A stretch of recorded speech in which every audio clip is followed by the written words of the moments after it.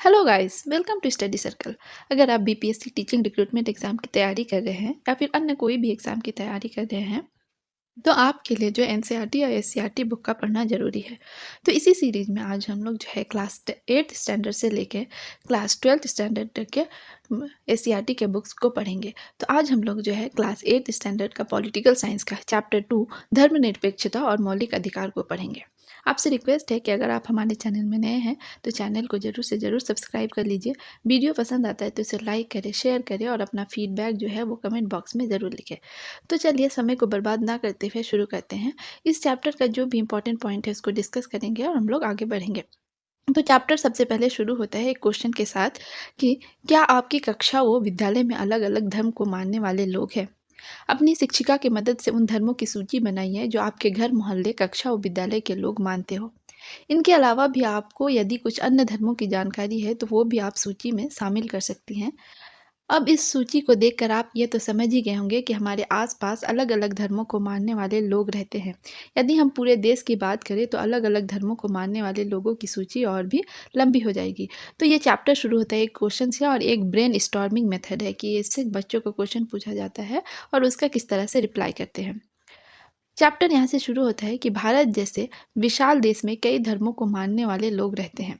सभी को अपना धर्म प्यारा लगता है और हाँ, ये बात भी गलत नहीं है कि कई बार लोग अपना पैदाशी धर्म छोड़कर कई कारणों से किसी अन्य धर्म को अपना लेते हैं। यहाँ पे बात हो रही है कि बहुत सारे ऐसे लोग होते हैं जो जन्म से एक धर्म पे तो रहते हैं, लेकिन फिर जब अपनी सूझबूझ विकसित होती है या फिर प्रलोभन के कारण भी बहुत बार लोग जो होते हैं अपना धर्म परिवर्तन कर लेते हैं। तो अब आप कल्पना कर सकते हैं कि भारत के संविधान निर्माताओं के लिए इस देश के लोगों की धार्मिक मान्यताएं और उसका समान रूप से आदर करने का मुद्दा कितना दिलचस्प और अहम रहा होगा। अब आप सोच रहे होंगे कि भला ऐसा क्यों? ये इसलिए क्योंकि कई देशों में समय-समय पर धर्म के नाम पर विभिन्न धर्म के लोगों व समूह के बीच अत्याचार व दंगे हुए हैं। हमारे अपने देश में भी अंग्रेजों की नीतियों की वजह से हिंदू और मुसलमानों में भी अनेक भेदभाव उत्पन्न हुए और जिसका नतीजा आखिर में भारत के विभाजन के रूप में नजर आया। जो पाकिस्तान और भारत के बीच बंटवारा रहा उसका जो कारण था वही था कि धार्मिक भेदभाव। जब भारत का संविधान बनाने की कोशिश की जा रही थी तब इस बात का विशेष रूप से ध्यान रखा गया था कि देश की धार्मिक विविधता को बरकरार रखा जाए और साथ ही सभी लोगों को अपना अपना धर्म मानने और उसका प्रचार प्रसार करने की जो है आज़ादी दी जाए। यहाँ पे एक क्वेश्चन पूछा गया है बच्चों से, ये भी एक ब्रेनस्टॉर्मिंग मेथड है। क्वेश्चन क्या है कि क्या आपको लगता है कि हमारे देश में लोगों को अपने धर्म को मानने और उसका प्रचार प्रसार करने की छूट है? ऊपर दिए गए रिक्त स्थान में इस विषय पर अपने विचार अभिव्यक्त कीजिए। तो ये जो है एक क्वेश्चन बच्चों से पूछा गया है। तो आगे हमने क्या पढ़ा है इस चैप्टर में कि भारत के सभी लोगों को अपना-अपना धर्म मानने और उसका प्रचार-प्रसार करने की आज़ादी दी गई है। साथ ही इस उद्देश्य को प्राप्त करने के लिए भारत के संविधान में धर्मनिरपेक्षता को एक मूल्य माना गया है। क्या है यहाँ पे कि धर्मनिरपेक्षता को भारत के संविधान में एक मूल्य माना गया है। अब हम लोग पढ़ेंगे कि धर्मनिरपेक्षता की आवश्यकता जो है वो क्यों पड़ी। तो भारत में विश्व के 8 प्रमुख धर्मों को मानने वाले लोग रहते हैं। कौन-कौन से? यह है हिंदू, इस्लाम, सिख, ईसाई, पारसी, बौद्ध, जैन और यहूदी। भारत के संविधान निर्माताओं के सामने जो है एक बड़ी चुनौती ये थी कि ये कैसे सुनिश्चित करे कि धर्म के नाम पर किसी धार्मिक संप्रदाय को दबाया नहीं जाएगा। इस बात का डर अक्सर उन परिस्थितियों में होता है जहाँ किसी एक धर्म के मानने वाले लोग बहुमत में हो और उसी धर्म के लोगों के हाथ में सत्ता भी हो। इसीलिए यह सुनिश्चित करना आवश्यक था कि किसी भी धर्म को मानने की आज़ादी किसी भी व्यक्ति से जो है वो छीनी नहीं जाएगी। कई बार देखा गया कि लोग जिस धर्म को मानने वाले परिवार में पैदा होते हैं, उस धर्म के रीति रिवाजों का विरोध करते हैं। वह उसे नकारते हुए किसी अन्य धर्म या उसी धर्म के किसी अन्य संप्रदाय को अपना लेते हैं। तो इसके अलावा यह भी जरूरी था कि कोई भी राज्य सरकार किसी एक धर्म को महत्व नहीं देगी और अपने कानून और नियम और नीतियों को किसी एक धर्म के आधार में रखकर नहीं बनाएगी। और इन्हीं कारणों से भारतीय संविधान में धर्मनिरपेक्षता को मुख्य सिद्धांत के रूप में शामिल किया गया था। तो अब आप समझ गए होंगे कि धर्मनिरपेक्षता भारत के परिप्रेक्ष्य में क्यों आवश्यक था। अब हम लोग समझेंगे कि धर्मनिरपेक्षता का क्या अर्थ है। धर्मनिरपेक्षता का अर्थ है कि भारत के संविधान के अनुसार सभी लोगों को अपनी अपनी धार्मिक मान्यताओं और तौर तरीकों को अपनाने की पूरी आज़ादी है। राज्य के सामने सभी धर्म जो है वो समान है और सिर्फ इसीलिए कि किसी एक धर्म को मानने वाले लोग अधिक संख्या में हैं, उनको राज्य की तरफ से कोई विशेष स्थान या रियायतें नहीं दी जाएगी। भारतीय राज्य की शक्ति का इस्तेमाल एक समान रूप से होता है। वो उसमें धार्मिक विचारों, मान्यताओं और विश्वासों का कोई स्थान नहीं है। धर्म को राज्य से अलग रखने की इसी विचार को धर्मनिरपेक्षता कहते हैं। उदाहरण के लिए हमारे देश में यह कानून है कि 18 वर्ष से अधिक आयु के सभी नागरिक वोट डालने के हकदार हैं। इसी तरह शिक्षा के अधिकार के कानून के द्वारा यह निश्चित किया गया कि 6 से 14 वर्ष की आयु तक के सभी बच्चों को मुफ्त एवं अनिवार्य शिक्षा पाने का अधिकार है। तो धर्मनिरपेक्षता का क्या अर्थ है कि यहाँ पे ये बहुत इंपॉर्टेंट है इसको समझना कि भारत के संविधान के अनुसार सभी लोगों को अपनी अपनी धार्मिक मान्यताओं और तौर तरीकों को अपनाने की पूरी आज़ादी है। राज्य के सामने सभी धर्म जो है समान है। ये जो है यहाँ पे इम्पॉर्टेंट फैक्ट है। अनदर फैक्ट जो है वहाँ पे दूसरा फैक्ट जो है वो ये है कि धर्मनिरपेक्षता का ये भी मतलब है कि राज्य या सरकार के किसी भी कार्यालय जैसे सरकारी स्कूल, कॉलेज, थाना, जिला, तहसील कार्यालय, अस्पतालों आदि में ऐसे प्रतीक या चिन्ह जैसे मूर्तियाँ, तस्वीरें, चित्र, चार्ट, नारे एवं कथन आदि नहीं लगाए जाएंगे जो किसी एक धर्म को अधिक महत्व देते हो और उसी धर्म के प्रचार प्रसार में सहायक हो। हमारा संविधान कुछ धर्मों के सिद्धांतों का पालन करने के लिए उस धर्म के लोगों को सामान्य नियमों में कुछ रियायतें भी देता है। जैसे आमतौर पर हमारे यहाँ यह नियम है कि कोई भी व्यक्ति सार्वजनिक स्थानों पर हथियार लेकर नहीं जा सकता। पर सिख धर्म के मानने वालों को इस नियम में जो है रियायत दी गई है। वे अपने साथ 6 इंच तक की कृपान रख सकते हैं, क्योंकि कृपान रखना सिख धर्म का एक प्रमुख सिद्धांत है। इसी तरह इस्लाम धर्म को मानने वाले को भी सेना में दाढ़ी रखने की छूट दी गई है, जबकि सामान्य नियम है कि सेना में कोई भी व्यक्ति दाढ़ी नहीं रख सकता है। अब सोचने वाली बात यह है कि कई धर्मों में कुछ ऐसी रीति रिवाज या प्रथाएं हो सकती है जो अमानवीय हो, तो क्या इन परिस्थितियों में भी राज्य तटस्थ रहेगा? तो इसका आंसर है कि नहीं, बिल्कुल भी नहीं। ऐसे हालत में राज्य को पूरा अधिकार है कि वह इन अमानवीय रीति के विरुद्ध कोई ठोस कदम उठाए जिससे समाज में शांति बनी रहे। वह किसी व्यक्ति या संप्रदाय के साथ धर्म के नाम पर नाइंसाफी ना हो। अधिकांश धर्म जो है वो एक ही संप्रदाय वाले नहीं होते, बल्कि कई संप्रदायों में बटे हुए होते हैं। जैसे जैन धर्म में श्वेतांबर व दिगंबर। धर्मनिरपेक्षता का मूल इन भिन्नताओं के विषय में भी वही नीति अपनाता है जो कि अन्य धर्मों के बीच समानता रखने के लिए आवश्यक है। तो चलिए इसको बेहतर तरीके से समझने के लिए एक कहानी को पढ़ते हैं। तो यहाँ पे एक कहानी दिया गया है, उसके बारे में पढ़ते हैं। कहानी में क्या है कि सरोज और हीरामणि नाम के देश, सरोज जो है वो हीरामणि नाम के देश में रहती है। सरोज एक कैरेक्टर का नाम है और हीरामणि देश का नाम है, जिनकी जनसंख्या लगभग 2 करोड़ है। तो वैसे तो यहाँ पर 4 अलग अलग धर्मों के मानने वाले लोग रहते हैं, लेकिन इनमें से परिमल धर्म के लोग सबसे ज़्यादा है। धर्म का नाम क्या है? परिमल। इन सभी धर्मों के अपने अपने भगवान और अपनी अपनी धार्मिक विचारधाराएं हैं, लेकिन परिमल धर्म के अलावा राज ने अन्य धर्म के लोगों पर कई तरह की पाबंदियां लगा रखी हैं। सरोज का परिवार जो है वो मिनल धर्म को मानता है और उसे अक्सर ये लगता है कि शायद उसका धर्म परिमल धर्म से किसी तरह से कम है।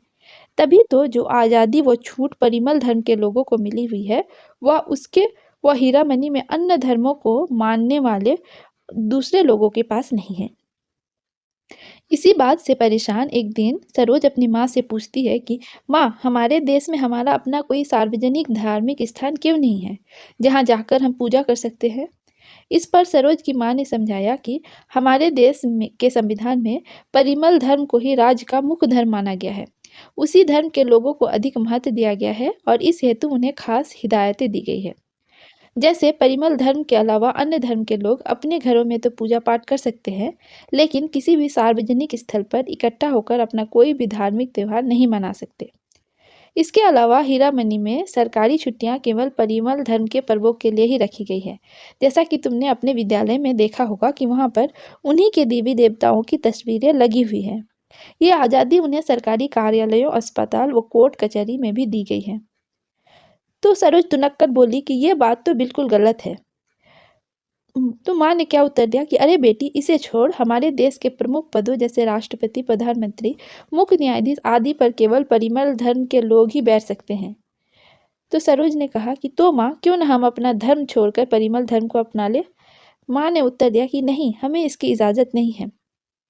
सरोज फिर से कहती हैं कि तो माँ, हमारा धर्म क्या किसी बात में परिमल से कम है? माँ ने जवाब दिया कि ऐसा नहीं है। सभी धर्म अलग-अलग विचारधाराओं पर आधारित होते हैं। कोई भी धर्म किसी से बड़ा या छोटा नहीं होता। सरोज फिर कहती है कि तो माँ, क्या परिमल धर्म के लोगों को सिर्फ इस वजह से विशेष छूट मिली हुई है क्योंकि इस देश में उनकी संख्या अधिक है? तो माँ उनका उत्तर बताती है कि हाँ सरोज, हमारे संविधान को बनाने वाले समूह में भी इसी धर्म के लोगों का बोलबाला था और आज तक हमारे देश में जो भी सरकार बनी, उनमें परिमल धर्म के लोगों की संख्या अधिक रही। इसीलिए उन्होंने अपना धार्मिक प्रभाव बनाए रखा। तो ये एक स्टोरी के माध्यम से समझाया गया है कि अगर किसी एक धर्म को जो है संरक्षण दे दिया जाए, तो किस तरह से दूसरे धर्म के लोगों के साथ किस तरह से भेदभाव होता है। उनके अधिकारों को जो उनके इवन कि उनके जो मौलिक अधिकार है, वो भी किस तरह से जो है डिस्टर्ब होता है। आगे जो टॉपिक है वो है कि भारत में धर्मनिरपेक्षता को मुख्य रूप से लागू करने के उपाय। धर्मनिरपेक्षता और मौलिक अधिकारों के संबंधों पर चर्चा करने से पहले यह जानना जरूरी है कि इन अधिकारों को शामिल करने के पीछे संविधान निर्माताओं का मुख्य लक्ष्य क्या थे। भारत में धर्मनिरपेक्षता को सिर्फ सिद्धांत के रूप में ही स्वीकार नहीं किया गया है। इसे व्यावहारिक रूप देने के लिए अन्य कई तरह की कोशिशें भी की गई हैं, जैसे कि मौलिक अधिकार। मौलिक अधिकार क्या है? तो मौलिक अधिकार वे अधिकार हैं जो किसी भी व्यक्ति के आत्मसम्मान के लिए मानसिक एवं शारीरिक रूप से एक स्वस्थ, आत्मनिर्भर, आजाद जीवन जीने के लिए जरूरी है। उदाहरण के लिए, शिक्षित होने का अधिकार, राइट टू एजुकेशन, एक स्थान से दूसरे स्थान पर आने जाने की आज़ादी, राइट टू मूवमेंट, अपने विचारों को दूसरे के सामने व्यक्त करने की स्वतंत्रता, राइट ऑफ एक्सप्रेशन, कुछ ऐसी ज़रूरतें हैं जिनके पूरा ना होने पर कोई भी व्यक्ति एक संपूर्ण जीवन नहीं जी सकता है। ये सब हमारे फंडामेंटल राइट्स में आते हैं। इसीलिए राज्य बहुत सारे कानून इन मौलिक अधिकारों को ध्यान में रखकर ही बनाता है। यदि कोई व्यक्ति महसूस करता है कि केंद्र सरकार या राज्य सरकार ने ऐसा कानून पास कर दिया है जो संविधान में दिए गए उनके मूल अधिकारों के खिलाफ है, तो वह सरकार के खिलाफ उच्च न्यायालय में या उच्चतम न्यायालय में मुकदमा दायर कर सकता है।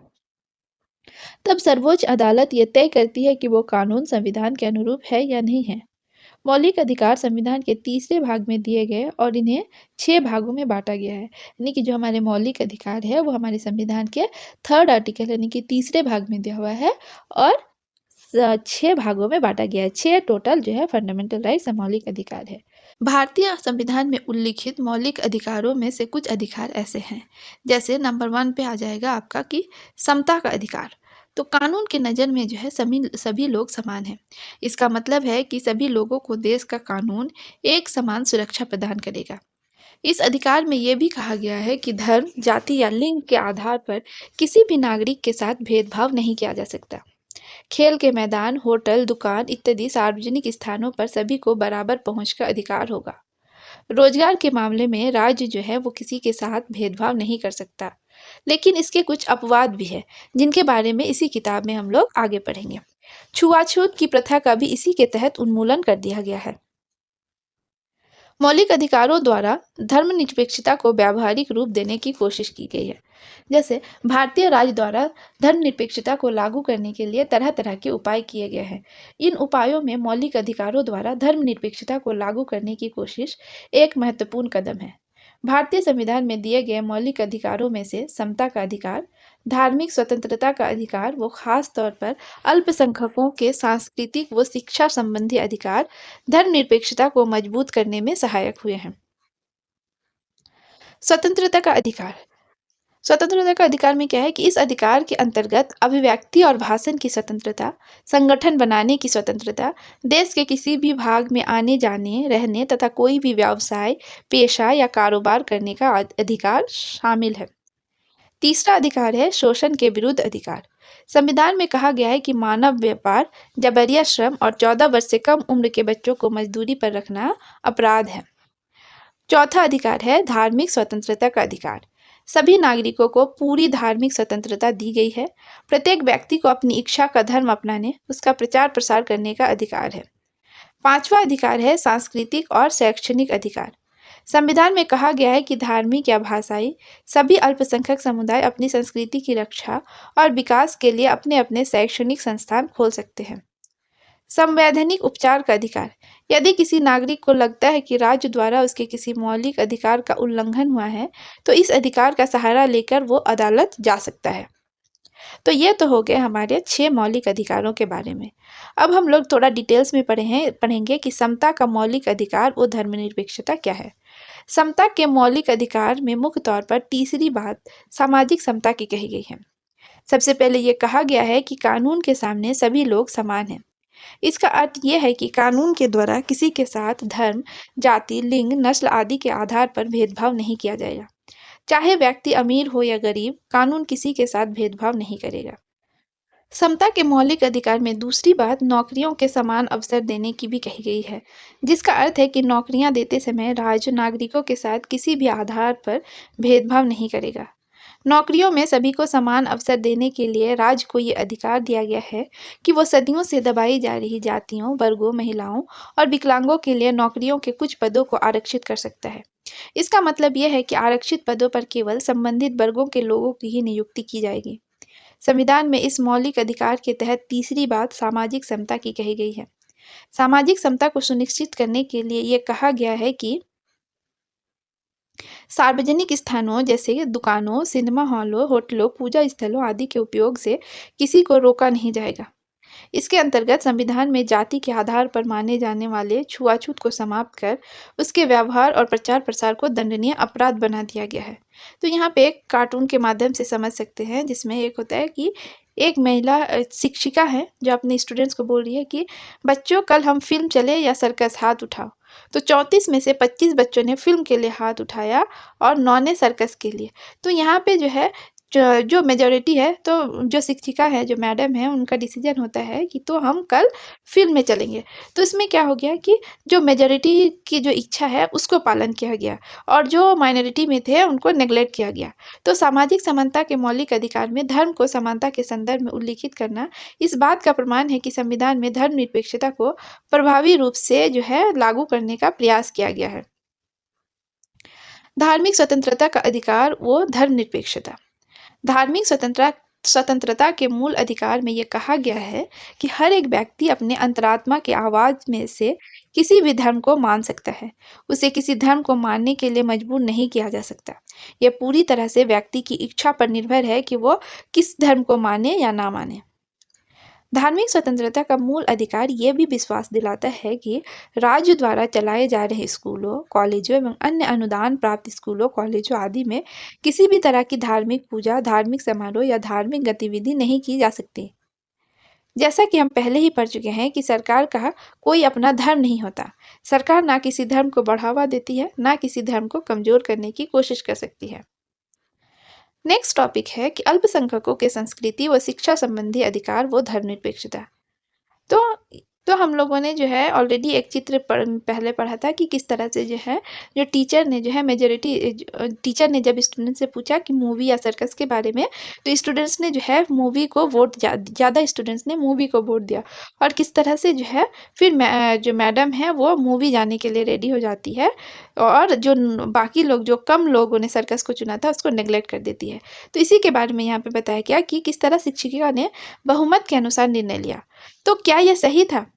हमारे संविधान में इस बात का ध्यान रखा गया है कि ज़्यादा से ज़्यादा लोगों के मत के आधार पर निर्णय लिया जाए, लेकिन इसके साथ साथ संविधान में यह भी ध्यान रखा गया है कि किसी भी अल्पसंख्यक समुदाय के साथ जो है वो नाइंसाफ़ी ना हो, बल्कि संविधान की तरफ से उन्हें कुछ विशेष अधिकार मिले हुए हैं, जैसे कि सभी अल्पसंख्यकों को, चाहे वे धर्म के आधार पर हों या भाषा के आधार पर, अपनी विचारधारा की शिक्षण संस्थाओं की स्थापना करने और चलाने का अधिकार है।